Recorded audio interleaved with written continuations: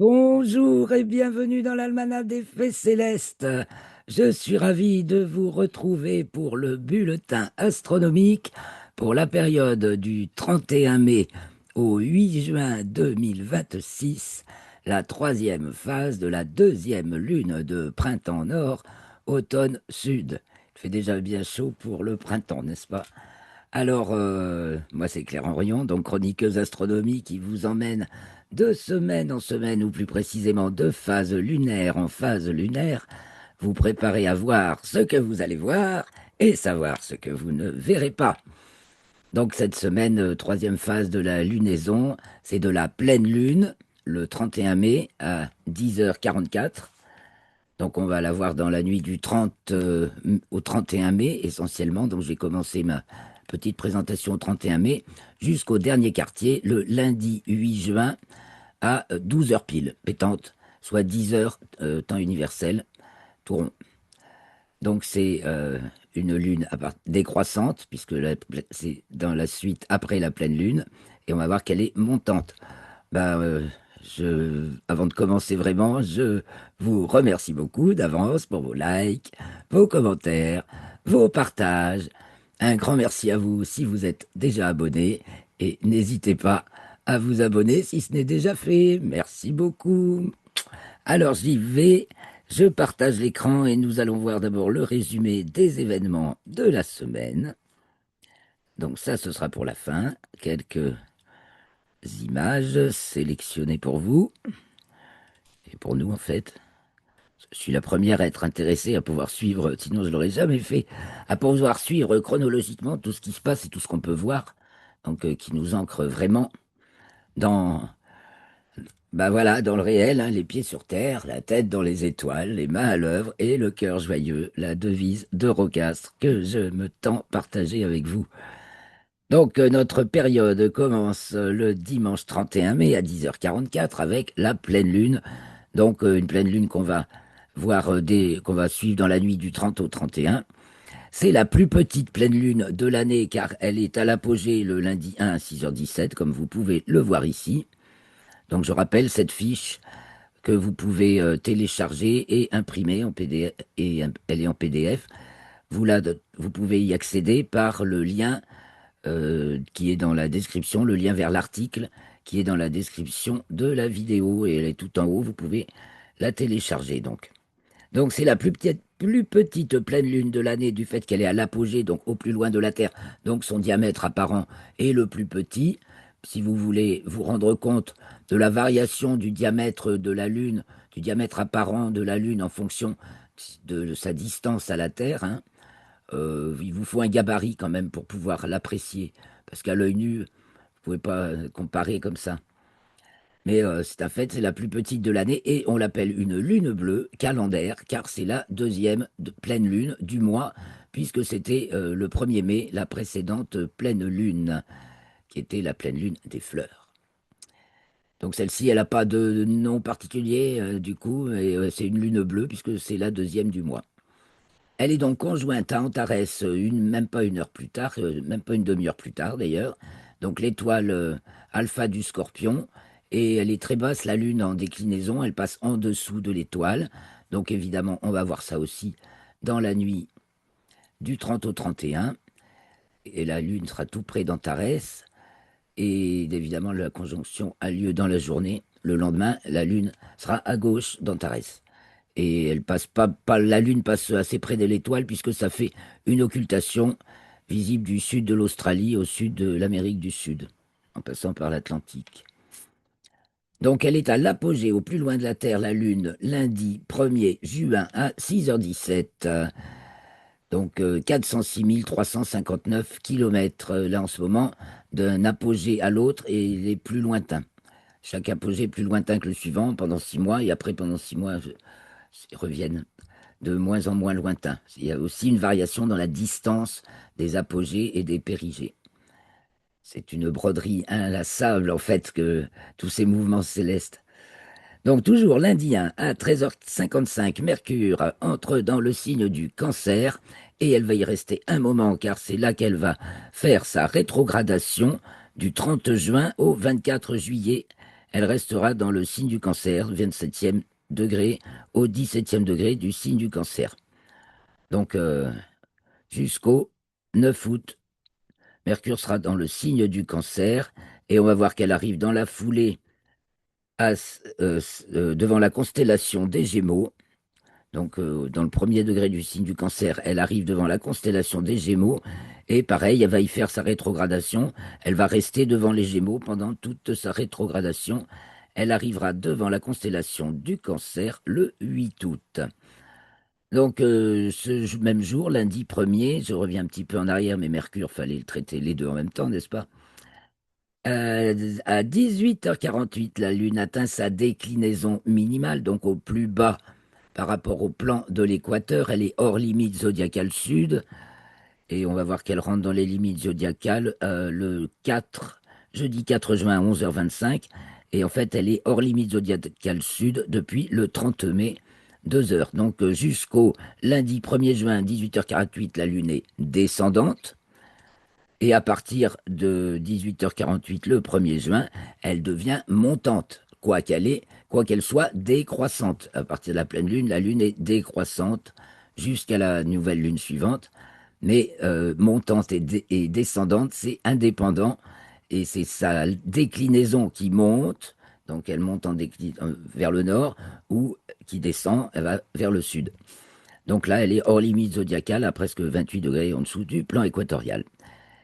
Donc à partir de là, elle remonte. Ça veut dire qu'elle culmine très bas dans notre ciel de l'hémisphère nord. Et donc à mon méridien, enfin à ma latitude, pardon, c'est à une 16 degrés et à Paris, c'est 5 degrés de moins. Donc 11, 12 degrés maximum, elle monte dans le ciel. C'est vraiment très bas euh, au moment de sa déclinaison minimale. On la voit culminer à 2h17. C'est au milieu de la nuit pratiquement, puisque nous sommes encore tout près de la pleine lune. Oui, j'ai oublié de dire qu'à partir de la pleine lune, donc au moment de la pleine lune, la lune se lève au coucher du soleil, culmine au milieu de la nuit et se couche quand le soleil se lève. Puis de nuit en nuit, elle se lève de plus en plus tard en première moitié de nuit, culmine de plus en plus tard en deuxième moitié de nuit et on la voit encore dans la matinée. Elle se couche dans la matinée, de plus en plus tard chaque jour. Nous arrivons maintenant à mardi 2 juin, 3h19. La Lune entre dans le signe du Capricorne. À 5h30, mardi 2 juin, Mercure conjoint Vénus en héliocentrique, dans le 12e degré du signe de la Vierge. En géocentrique, toujours mardi 2 à 9h48, Mercure atteint sa latitude maximale, c'est-à-dire sa hauteur par rapport au plan de l'écliptique. Elle l'a atteinte en héliocentrique parce que c'est corrélé, mais surtout avec Mercure, il peut y avoir des décalages de plusieurs jours. Donc elle l'a atteinte le 28 mai en héliocentrique, toujours invariable en héliocentrique, 7 degrés, toujours dans le même degré euh, du zodiaque, tandis que en géocentrique, c'est variable, aussi bien la latitude qu'elle atteint que la longitude à laquelle elle se trouve. Donc là, 2 degrés 10 minutes nord, et elle se trouve dans le 20e degré du signe du Sagittaire, Mercure. Donc après, Mercure aussi descend en latitude, donc en géocentrique à partir de là, et en héliocentrique depuis le 28 mai. Elle atteint également sa déclinaison maximale, Mercure, donc elle aussi hors limite zodiacale, mais là, nord, 25 degrés 36 minutes par rapport au plan de l'équateur.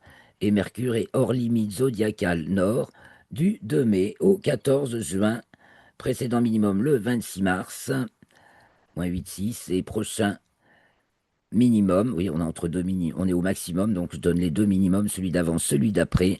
Le prochain, le 12 juillet, à 17 degrés 2 minutes, donc de déclinaison, n'est-ce pas? Elle est alors dans le premier degré du signe du Cancer. Mercredi 3 juin à 14h54, Saturne arrive devant la constellation des Poissons. Oui, parce que Saturne, son mouvement est direct pour l'instant. Là, elle était depuis le 9 avril devant la Baleine.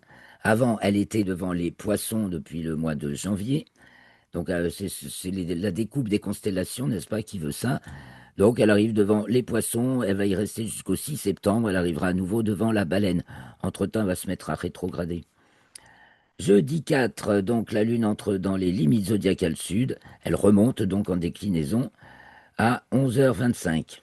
Elle entre dans le signe du Verseau à 15h45 et nous arrivons à vendredi 5 à 2h21. La Lune est conjointe à Pluton, invisible planète naine Pluton, et donc qui est maintenant dans le 6e degré du signe du Verseau, devant la constellation du Capricorne. Alors, le lever de la Lune, c'est 1 heure. Pourquoi je l'ai laissé en rose? C'est en gris normalement pour la Lune, là, la couleur. Et Pluton indigo. Donc, à 1 heure du matin, la Lune se lève, suivie par Pluton, qu'on ne verra jamais, mais on peut s'amuser à deviner où se trouve Pluton, donc devant le Capricorne. Et elle culmine aux alentours de 5h30. Samedi 6 juin, en héliocentrique à 15h01, Mercure entre dans le signe de la Balance et il reste jusqu'au 14 juin. Et puis ce jour du 6 juin, Jupiter achève sa boucle de rétrogradation. Donc Jupiter a été rétrograde du 11 novembre 2025, alors dans le 26e degré du signe du Cancer, jusqu'au 11 mars 2026, 16e Cancer. Et donc là, elle atteint la longitude à laquelle elle a entamé sa rétrogradation le 11 novembre dernier, donc 26e Cancer. Et puis elle avance, donc elle va entrer dans le signe du Lion le 30 juin.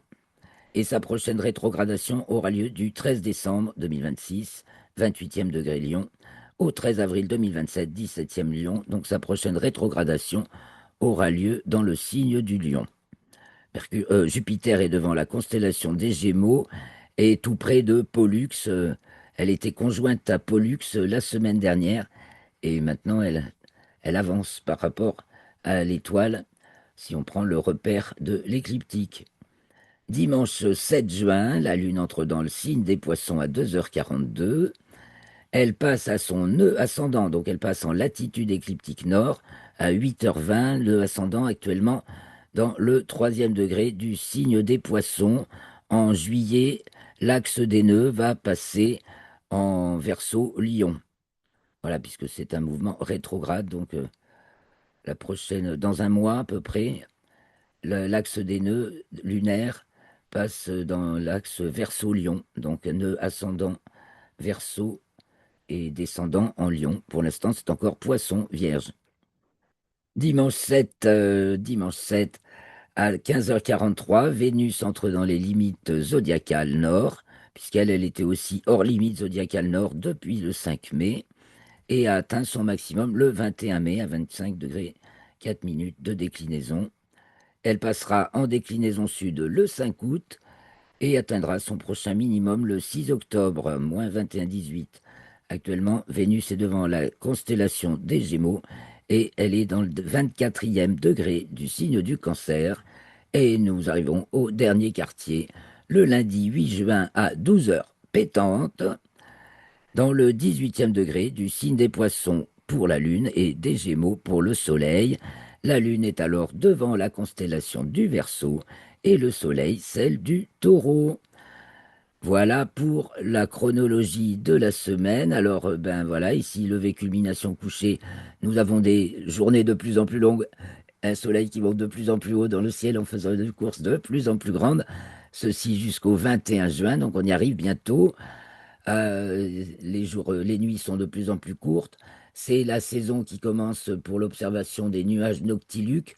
C'est ces nuages qui sont stratosphériques, dans la stratosphère, c'est-à-dire au-dessus de 10 000 km, de 10 km ou de 10 000 mètres d'altitude, si vous voulez. C'est la deuxième couche de l'atmosphère. Il y a la troposphère jusqu'à 10 000 mètres, la stratosphère de 10 000 à 50 000, la mésosphère et la thermosphère. Voilà, donc la stratosphère, c'est la deuxième couche de l'atmosphère. Et à cette saison où le soleil ne descend pas bien bas sous l'horizon, il peut éclairer ces couches très haut de par en dessous. Il peut être couché et éclairer ces nuages de par en dessous. Et ça fait ce qu'on appelle les nuages noctiluques. Donc la Lune, ben, on la verra se lever de plus en plus tard en première moitié de nuit. Donc ça va dégager un peu le ciel en début de nuit pour l'observation du ciel profond. On va voir sur la Lune, on voit le Soleil qui se couche quand elle est décroissante. Donc on va le 23 mai, juste avant la pleine... ben, j'ai oublié de l'enlever, ça tient, zut. Ah, je le note. Voyez, merci d'être avec moi pour m'aider à relire. Euh, 23 mai, c'est passé, j'ai oublié de l'enlever de la semaine dernière. Et le 31 mai, voilà, on peut voir encore avant la pleine lune le lever de soleil sur le cratère Struve, complètement à gauche, c'est-à-dire donc à l'occident de la lune, côté ouest. Et à partir de la pleine lune, on voit le soleil qui se couche du côté est, donc côté droit quand on la regarde de face. Les planètes, alors dans le ciel du soir, en ce moment, on a Mercure, Vénus et Jupiter. Alors la première qu'on voit bien sûr, c'est Vénus. De soir, Jupiter brille très fort aussi, tout près de Castor et Pollux des Gémeaux. Et de soir en soir, on voit Vénus qui se rapproche de Jupiter, puisqu'elles vont être conjointes très vite la semaine prochaine. Voyons, je vais vous dire quel jour, je me souviens plus de tête, ben, le 9. Voilà, le lendemain, on se quitte sur le 8 juin. Le 9, Vénus est conjointe à Jupiter, donc on aura nos deux plus belles stars, n'est-ce pas, du ciel, qui seront vraiment côte à côte, à moins d'un degré l'une de l'autre. Vénus, magnitude -4. Pas, j'ai oublié le moins aussi, hein. Vénus brille, vous voyez, plus de 2 magnitudes d'écart, donc logarithmiquement, ça fait log de 2,5, tata, ça, Vénus brille beaucoup plus fort que Jupiter, mais Jupiter brille fort quand même. On ne peut pas la louper. Et donc, elle se couche, Vénus et Jupiter, 0h12, elle se couche, voilà, 0h12 pour Vénus en moyenne pour chez moi pour la semaine. Salut Christophe! Et Jupiter, 0h25, mais le 8, elles vont se coucher pratiquement en même temps. Et avant cela, nous avons Mercure, dont on peut profiter jusqu'à 23 heures passées, qui passe de la constellation du Taureau à celle des Gémeaux, dont l'éclat diminue un petit peu, mais dont la présence prolongée dans le ciel du soir, en commençant la soirée à une hauteur convenable, permet de la voir très certainement à l'œil nu. Je l'ai laissé en vert, mais c'est un moment de l'année, une petite fenêtre où on peut la voir à l'œil nu, Mercure, dans le ciel du soir. On va voir ça avec Stellarium. Et elle va être bientôt, bien sûr, à son élongation maximale. C'est c'est bientôt le 15 mai, 15 juin. Mercure va être à son élongation maximale. Et puis après, dans le ciel de fin de nuit, de plus en plus tôt, se lève Neptune vers 3h15. Alors, on va pouvoir commencer vers 5h30 à la repérer si on veut. On ne fera pas mieux, mais ça commence à être possible de repérer Neptune. Bon, sans grand intérêt encore pour l'instant, à part localiser où elle se trouve dans le ciel, parce qu'elle sera trop bas encore avant que, enfin, quand le jour commence à poindre. Saturne, donc elle bien visible, qui se lève de plus en plus tôt, donc aux alentours de 3h30. Mars, qui devient visible à l'œil nu, j'ai mis encore en vert un peu délicat, mais elle brille moins que Mercure, par exemple. Mais donc elle est dans la constellation du Bélier, elle se lève vers 4h35, bon, de plus en plus tôt, normalement vers 5h30, 5h30 du matin, on peut la voir quand même à l'œil nu. Et puis il y a Uranus qui, elle, n'est pas du tout visible encore, qui se lève aux alentours de 5h35 pour ma localisation. Petite planète ou astéroïde opposée au Soleil, alors pour leur joli nom, le 31 mai 28 Bellona, le 5 juin 119 Altaea, le 7 juin 804 Hispania, et puis nous avons la Lune qui est conjointe à Junon le 5 juin, qui est tout près de Pluton d'ailleurs, comme on le voit, hein. On a vu que la Lune était conjointe à Pluton le 5, et bien en même temps Junon est juste est un peu beaucoup plus au-dessus quand même. Mais alors beaucoup plus parce qu'elle est devant la constellation de l'Aigle. Elle est nettement au-dessus de Pluton, mais voilà, la Lune est conjointe aux deux. Nous avons des étoiles filantes avec le maximum des taux Herculides le 31 mai, avec un taux horaire zénital variable, mais bon, à guetter, hein. Donc devant Hercule, donc qui se lève, qui est du côté de l'Est en début de nuit, qui s'élève là. Hercule, très bonne saison, hein, puisqu'il culmine au milieu de la nuit. et les ariétides diurnes, donc devant le bélier, donc qui apparaissent en fin de nuit, avec un maximum le 7 juin. C'est un essaim assez important, mais en fin de nuit. Les satellites de Jupiter, ben, il y en a de moins en moins parce que Jupiter se couche de plus en plus tôt. Donc ils sont répertoriés ici, ceux qui sont observables. Et que dire encore? Eh bien que nous avons Uranus qui sort du champ du coronagraphe Lascaux C3 le 31 mai, et qu'il y a Aldébaran et les Hyades, donc les autres étoiles qui forment le V du taureau, la corne. C'est un amas ouvert aussi, mais très dispersé en fait, qui en sortent le 7 juin. Nous avons Antares au méridien la minuit le 31 mai. Nous avons les nuages noctiluques, j'en ai parlé. Et nous avons la Terre qui se trouve dans le plan de l'équateur solaire le 6 juin, puisque pareil pour le Soleil, son équateur est incliné de 7 degrés par rapport au plan de l'écliptique, c'est le plan Terre-Soleil. Allons voir maintenant sur Stellarium comment ça se passe, que va-t-on voir de beau? Alors on va commencer par la soirée de la pleine lune, donc je me suis mise le 30 au soir, aux alentours de 20h30, donc le soleil va se coucher de plus en plus vers le nord-ouest, n'est-ce pas, et ceci jusqu'au 21 juin, jusqu'au solstice. Donc là, il est ouest-nord-ouest, déjà, il va se coucher par là. Et de l'autre côté, pile à l'opposé, va se lever la lune sans tarder. Donc une lune qui va se lever vers le sud-est. Alors, on va, voilà, vous voyez, elle apparaît derrière là. Et là, la voilà. Donc elle va avoir une petite course, hein. La pleine lune a toujours la course du soleil à la saison opposée. On a le soleil qui est dans sa course la plus grande de l'année, pratiquement ce mois-ci et le prochain.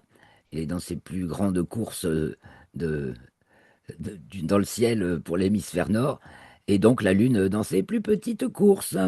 Et en plus, elle est en latitude sud, déclinaison sud, elle est plus petite que la course du soleil à la saison opposée. Donc elle se lève au sud-est, voilà, un petit peu avant, une vingtaine de minutes avant le coucher du soleil. Et alors on va la guetter dans la nuit qui apparaît. Voilà, donc Antares, elle est tout près d'Antares, n'est-ce pas, devant la constellation du Scorpion, à côté de cette étoile qui s'appelle Fang, si mes souvenirs sont bons. Voilà, les pinces du Scorpion. Donc elle est toute ronde, toute pleine. Et dans le courant de la nuit, elle va... Ah, j'ai oublié de la centrer. Allez, viens, petite lune, au milieu. Voilà. Donc elle va culminer ben, au minuit. Voilà, je viens de tracer le méridien. Là, voilà sa culmination. Alors je diminue. Vous voyez comme elle passe pas bien haut dans le ciel. Euh, et si c'est à Paris, c'est encore plus bas. Genre comme ça. Alors Antares aussi, tout le monde est plus bas, quoi. Ou le sol est plus haut, si vous préférez.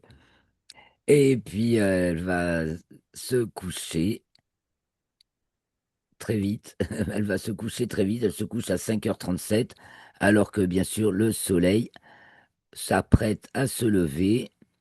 Donc côté nord-est. Et le soleil va se lever.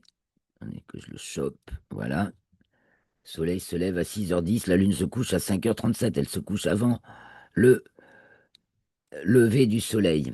Bon, alors on va revenir maintenant à la nuit suivante. Eh bien, on va rester par là. On va se remettre vers le sud-est, on va guetter, donc on va laisser passer la journée. Et la nuit du 31 mai au 1er juin, voilà, la lune va se lever plus tard que le 30 mai. Le 31 va se lever plus tard. Donc là, il est déjà 22h26. La voilà, elle se lève à 22h13 pour chez moi. Et donc, elle est passée à gauche d'Antares.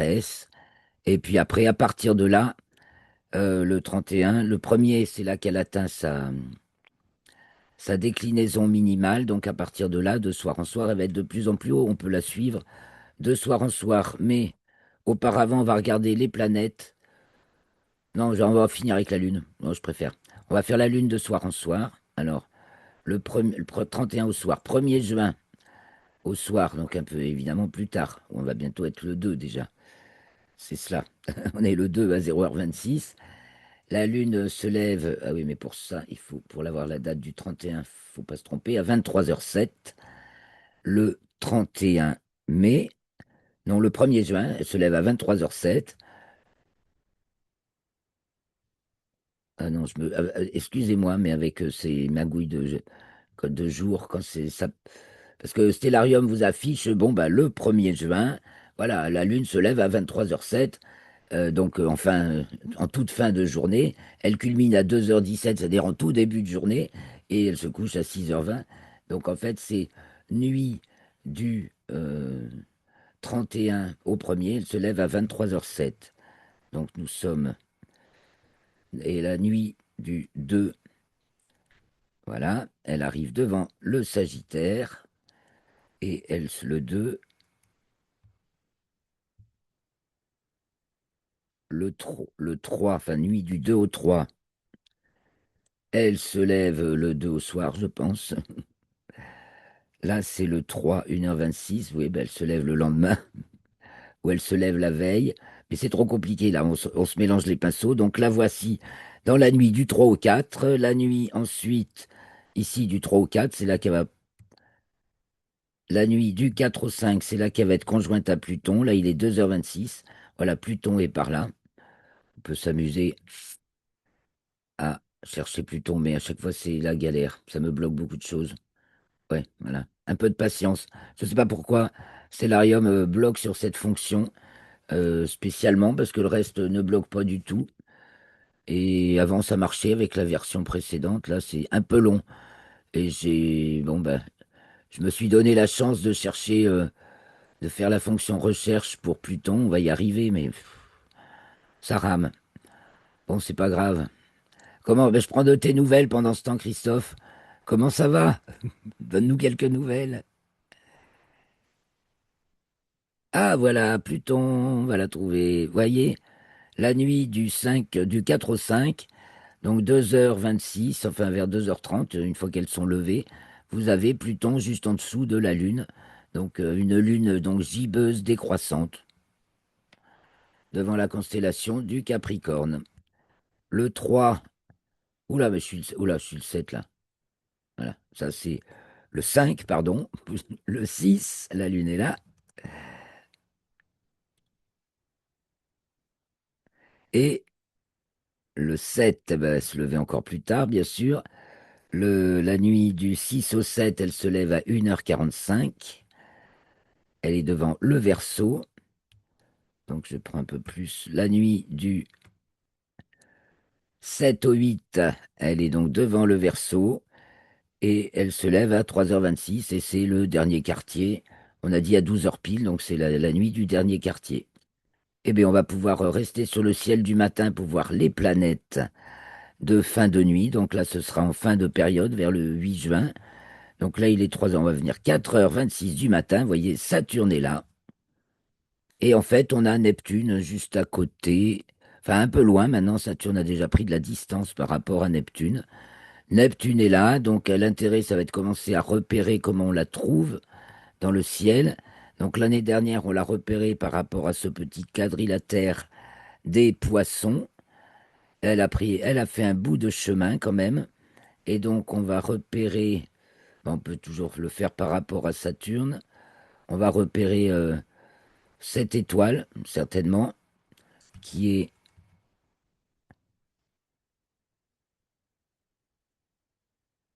44 des poissons.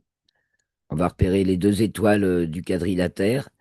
Et en traçant les deux, on a à peu près l'emplacement de Neptune. Et on va voir elle forme un espèce de W, une mini Cassiopée, on dirait, avec trois étoiles là en triangle qui sont de même magnitude qu'elle, 8 environ.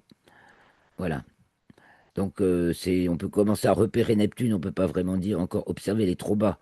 Donc Saturne est là et sans tarder, on va voir apparaître Mars dans le ciel du matin, mais quand même un peu, c'est déjà l'aube.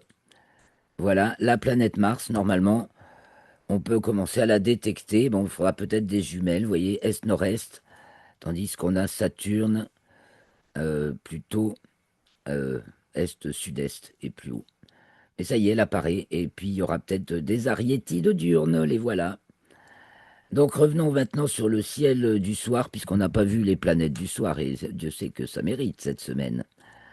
Donc refaisons la lune, la nuit à rebrousse-poil, du côté de l'ouest, la nuit à reculons. Voilà, début de nuit, 23 heures. Bon alors, on va venir une heure plus tôt. Voilà, tout début de nuit, 22 heures, il fait encore très clair, puisque le soleil se couche à 21h30 pratiquement.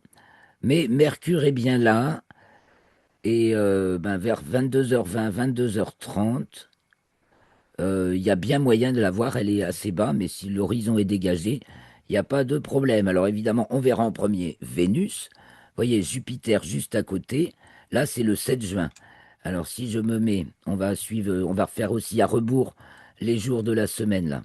Donc là, le 7, là, le 6, le 5, le 4, le 3, le 2, le 1 et le 31. Voilà la config, le 31.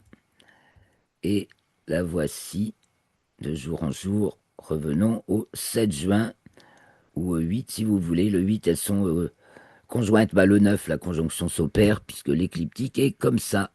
Et Vénus va plus vite que Jupiter, donc quand l'alignement est là, la conjonction se fait.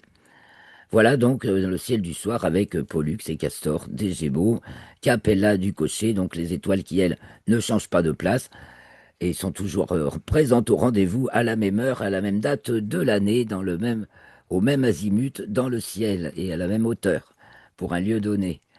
Donc, pendant ce temps, que se passe-t-il du côté du sud en début de nuit? En début de nuit culmine, donc ça c'est la Menquinte, c'est la baleine. Non, c'est le centaure, ah bah oui, c'est pour ça. Le centaure rase l'horizon. Vous verrez peut-être si votre horizon sud est dégagé, voyez quelques étoiles de la constellation du centaure, donc de l'hémisphère sud, qui se trouve en dessous de l'hydre, qui se trouve en dessous de la Vierge. Donc début de nuit, nous, qu'est-ce qu'on voit? La Vierge, Spica de la Vierge. On remonte Arcturus du Bouvier et on remonte, on bascule la tête de l'autre côté.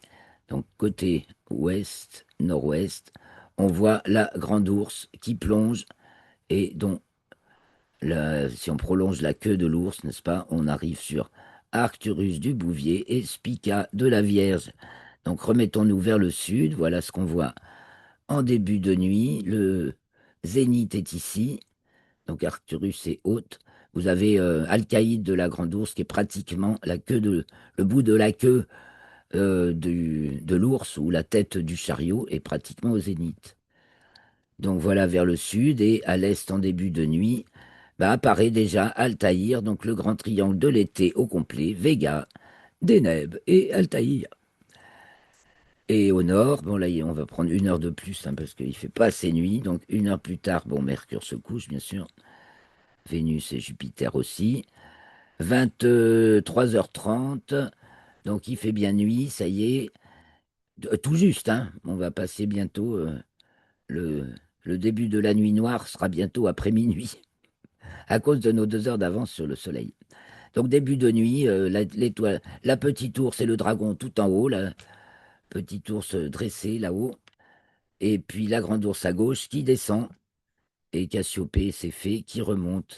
Donc le grand triangle de l'été du côté de l'est qui s'élève, les Gémeaux qui disparaissent avec Vénus et Jupiter, le Lion qui plonge à l'ouest. Alors si vous mettez du côté ouest-nord-ouest, eh bien, vous avez le Lion et la Grande Ourse qui descendent, qui arrivent comme ça et qui descendent de concert vers le sol.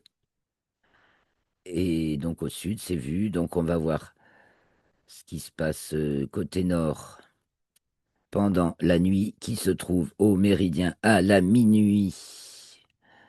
Donc, il est 23h30, le minuit vrai, c'est à 1h50, 49 pour le méridien de Paris. Là maintenant, l'équation du temps atteint son premier maximum de négatif de l'année le 15 mai, je crois, et donc maintenant, elle se redécale, le jour se redécale vers le soir. Et donc 13h, 1h50 du matin, c'est le minuit vrai.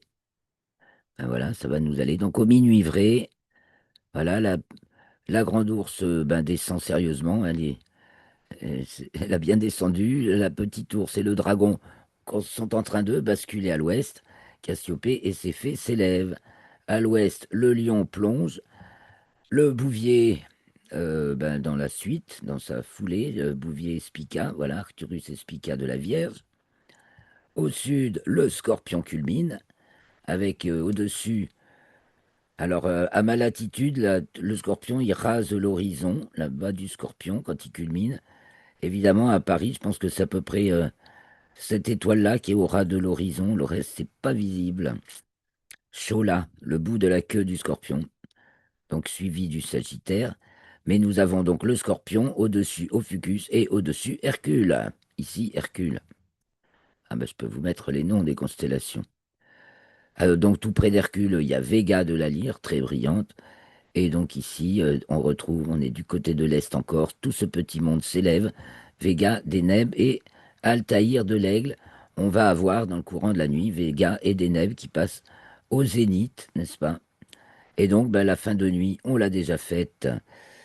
Voilà, au milieu de la nuit, c'est Pégase qui se lève. Et puis après, ben, dans la foulée, de 2 heures, 3 heures du mat, 4 heures, 5 heures, voilà, c'est la fin, on a vu Saturne et Mars qui apparaît maintenant dans le ciel du matin, de fin de nuit.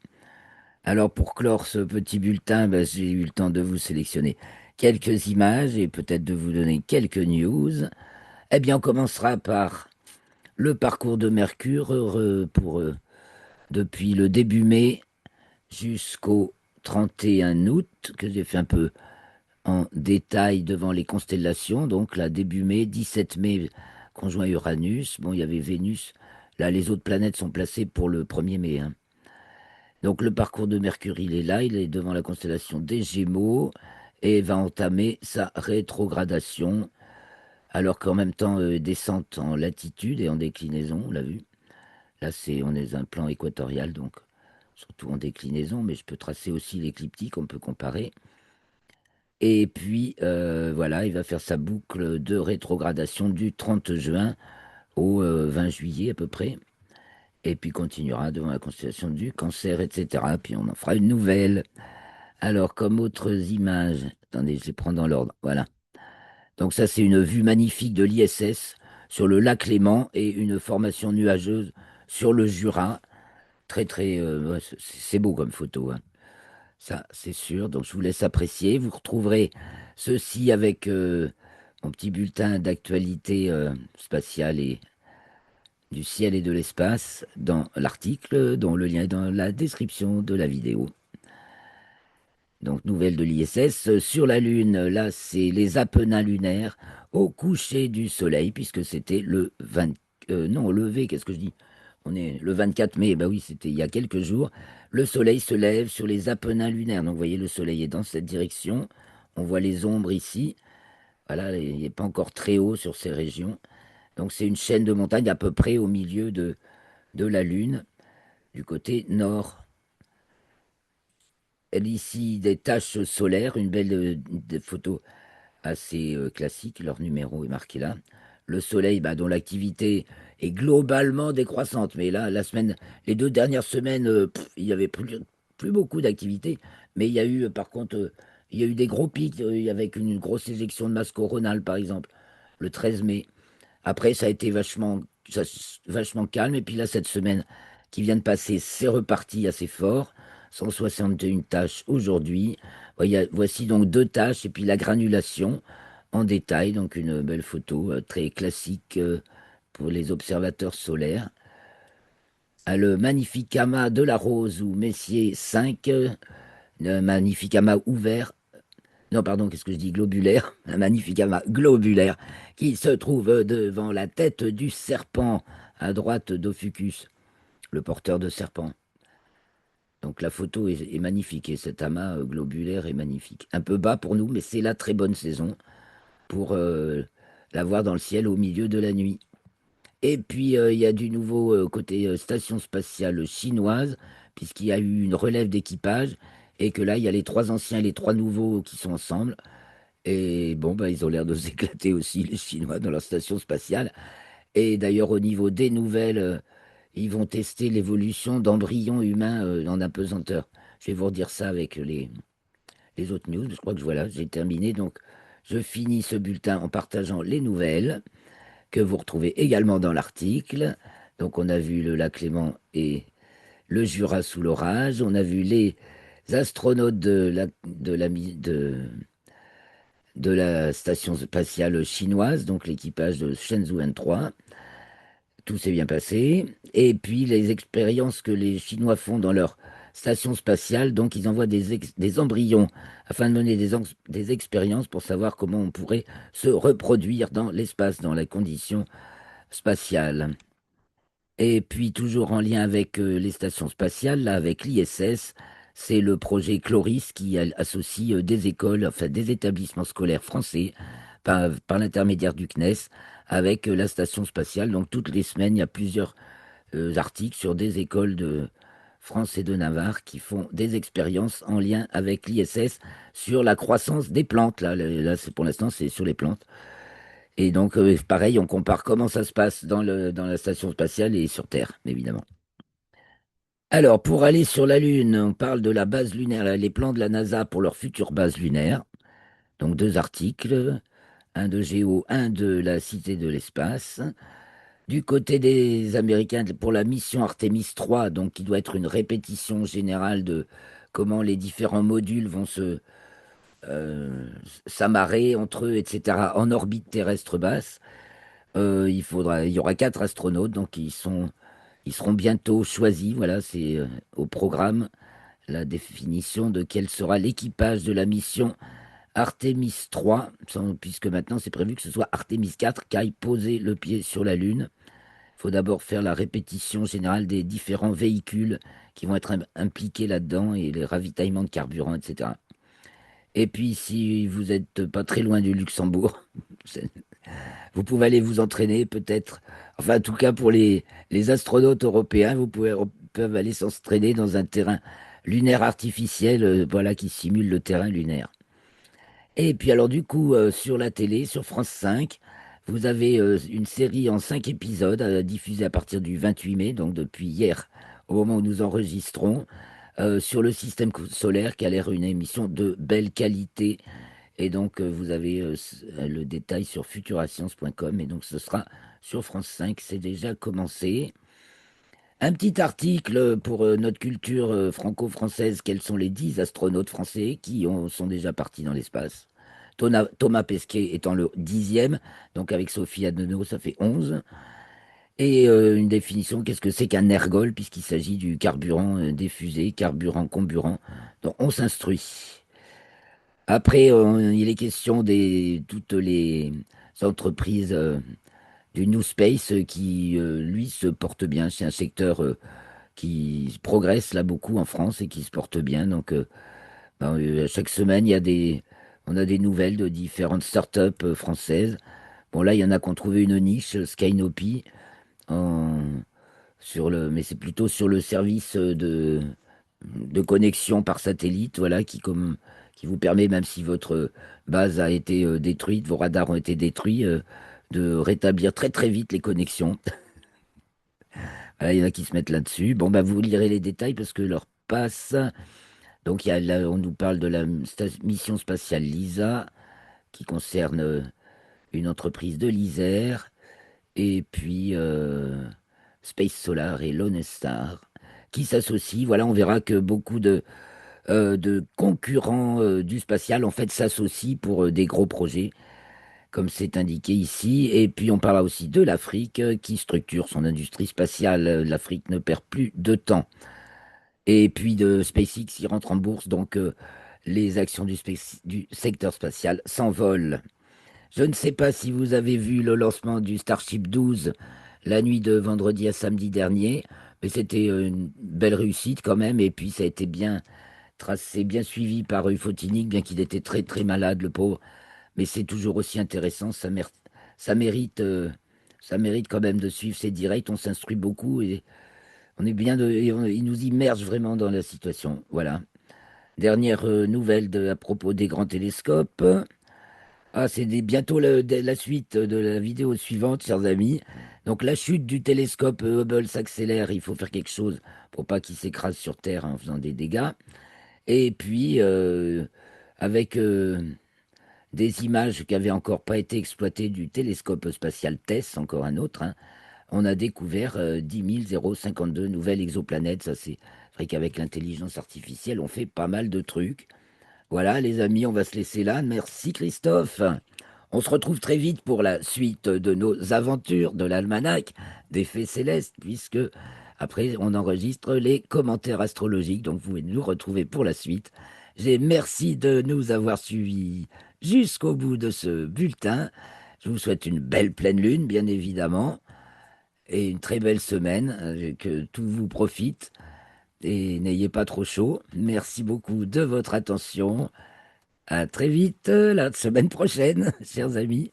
N'hésitez pas à nous rejoindre pour le direct.